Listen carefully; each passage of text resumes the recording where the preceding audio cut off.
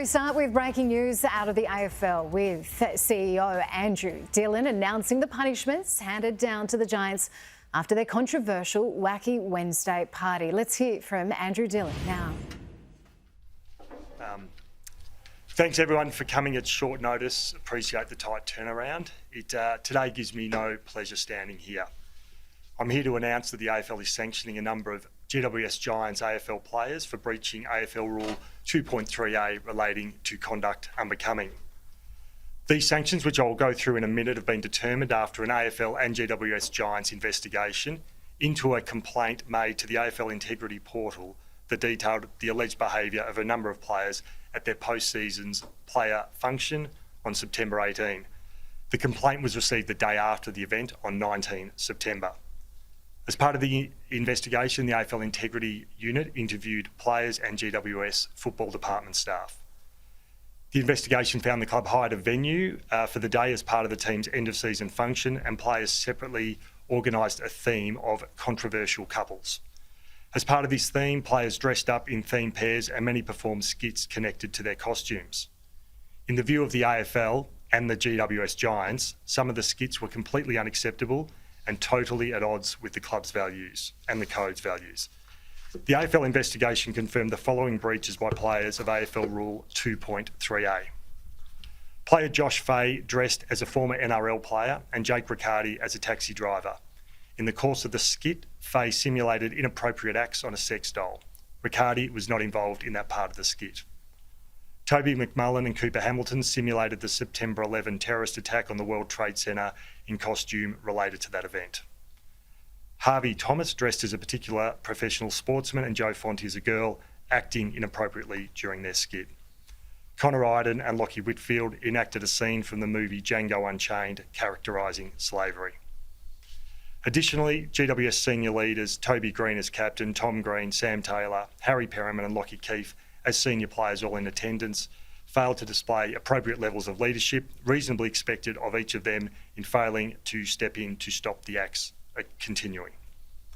Based on the findings of the AFL Integrity Unit investigation and after discussions at a meeting of the AFL Commission this afternoon and further discussions with the club, the AFL Commission advises the following player sanctions. Player Josh Fahey has been suspended for 4 matches. Players Jake Riccardi, Cooper Hamilton, Toby McMullen, Harvey Thomas and Joe Fonte have been suspended for 2 matches each. Players Connor Iden and Lachie Whitfield have been fined $5,000 each for the inappropriate skit and breach of leadership duties. Club leaders Toby Green, Sam Taylor, Tom Green, Harry Perriman and Lockie Keefe have been fined $5,000 each. As part of the response to these skits, the clubs will provide further education for the entire playing group, in addition to the already mandatory education sessions in relation to violence against women and racial and religious vilification. The Giants have also undertaken to review their welfare, integrity and leadership practices, as well as review all practices and procedures regarding player organised events. The club will conduct a training session for all players and staff on the consequences of the choices that they make. I would now like to make a few things clear from the AFL's point of view. The behaviour and the disrespect the players have demonstrated at this event do not uphold any of the values of the AFL or the Giants, and the behaviour is not acceptable in any setting at any time. There is nothing funny or clever about these actions, and we are not, as a code and competition, prepared to accept these behaviours. We're also very disappointed that none of the leaders sanctioned sought to stop the behaviour. I also recognise this is not the normal behaviour of the GWS leadership group or the club in our experience. I'd like to pay credit to whoever it was who made the complaint and thank them for not walking past the behaviours on display that day. Like the complainant, we are not prepared to walk past these behaviours, and that is why consequences have been applied. The AFL has spent a lot of time, resource and energy working with staff, players and clubs to build environments of respect. Respect for women, respect for people of different cultures and respect for the wider community. And unfortunately, as these actions demonstrate, we still have work to do. And we are committed to continuing that work.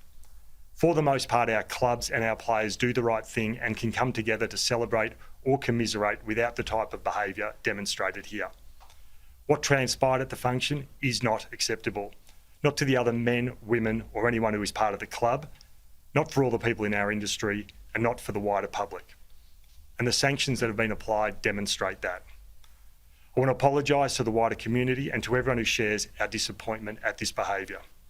And I want to reinforce that in our view, and the view of the AFL Commission, respect is not an option.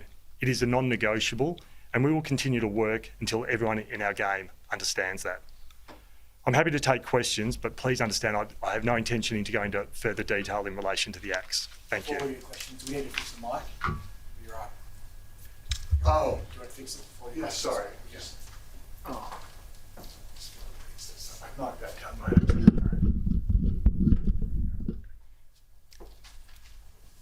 Great, thanks. Thank you. Andrew, can you believe in the year 2024 you've had to deal with fixing the inappropriate behaviour and everything that's flowed? No, not really, Mitch. Not at all. When the complaint came through and when I was alerted, it was a range of emotions I've been through since then. Disbelief, disappointment, and then a range of emotions since then.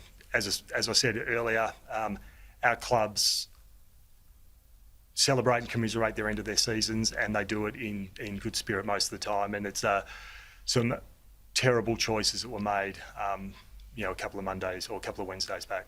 And what do you say to those people who say it's a private function and should remain private? As I said earlier, Tom, it's behaviour that's not acceptable in any place at any time. That's what I'd say. Andrew, how come club officials aren't getting sanctioned or penalised in some way? Do they have absolutely no idea, considering they booked a venue for this event? We've conducted a detailed investigation, and the findings in the investigation were it was the skits that were unacceptable, and on that basis it was the players who undertook those skits and the senior players that were there at the time that stopped, that failed to get in to stop those skits.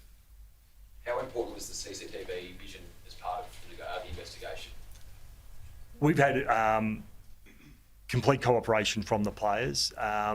They absolutely understand the mistakes that they've been made. It was helpful, but there was full cooperation from the players on that. What did the AFLPA submission say? Well, the AFLPA, they put a number of things in. I won't go into the detail on it, Tom, but they put forward some arguments in relation to the actions of the players and some of the conduct of the investigation. And it's a detailed process, a thorough investigation, and absolutely the players and the AFLPA are entitled to have their say when it comes to sanction. And do you intend to take on their feedback from the past, which is they want a framework around these sort of sanctions to make it more consistent? Yeah, we've been discussing that with the PA for a while. It's something that we would look to implement if it's possible, but there's a lot of complexity to that, Tom. People would say you sort of make rules on the run. How have you arrived at these numbers? Well, we've spent a number of weeks in the investigation, spoken to a lot of people. We've looked at sanctions that have been applied for off-field events over a number of years in various spheres. Take that all into account, take into account the interviews with the players, the submissions received by the players and the PA, and that all goes into it. You've been involved in the AFL for, 2 decades, potentially longer. Is this the crudest thing you've seen in terms of the decision for these players and the costumes and skits they've chosen to undertake on the day? There was some really, really terrible decisions and choices made by the players on that day. Can I just clarify, did Connor Iden get fined because he's in the leadership group or because he was part of the slavery skit? Connor Iden was for the skit and the failure of leadership. Wacky Keith wasn't officially in GWS's leadership group at the start of the season. Can you just explain the rationale behind his sanction? Lockie's a senior leader, 34 years, been in the competition for a long time. He's a senior person. There will be those who would ask about Connor Iden, considering he's a man of colour, dressing as a character who's a man of colour. How did he go to the point of getting fined for his skit? It's a very complex area. Connor has, and I won't give away any, he's put a submission in relation to that, but ultimately the skit that was performed was not appropriate. And as I said before, it wasn't appropriate anywhere. How much did you walk back the punishments after the Giants players and the AFLPA put in their submissions? Well, Tom, the final determination wasn't made until this afternoon, so anything before that was either speculation or preliminary. And that's part of the process that we go through. And that's why, the players and the PA are given the opportunity to make submissions. Do you think it's the end of Mad Monday celebrations? I think clubs, as they do, should be able to celebrate or commiserate their end of seasons. But I think for the GWS Giants, there will be big learnings from this, and I think there'll be learnings for all of our clubs. Do you think clubs should think twice about dress-ups on Mad Monday or Wacky Wednesdays? Oh, look, I think ultimately that's decisions for the clubs, but I think what's important is that there's oversight and better decisions made. Players in Sydney often refer to living outside the footy bubble. Here in Melbourne, in a footy community, it's often, they're under the spotlight. Do you think the Giants in your investigation have been given a leash over time where they've sort of got away with too many things and they've sort of, could you have seen a Collingwood or Carlton actually do this? Has this played a part in them actually even deciding to do this? Look, I think what we have here is some players, a small number of players making really poor choices, terrible mistakes. I don't think it's symptomatic of football in New South Wales or outside of Victoria. No, I don't think it is. Andrew, what do you say to people who see like Alistair Clarkson get a suspended sentence for an on-field verbal thing that was quite serious, whereas these guys get a suspension or someone gets suspended for their actions? I think what I'll say is what I said before, is that what went on at the venue was completely unacceptable, and because of that, the Commission have put forward or handed down sanctions that are proportionate in response to that. Are you embarrassed as the AFL CEO to have this happen at a club event? I'm really disappointed, Tom. I'm disappointed that I'm here today. I've got no pleasure standing here doing that. I wish better decisions were made. Really disappointed, and wish I wasn't here. Why not?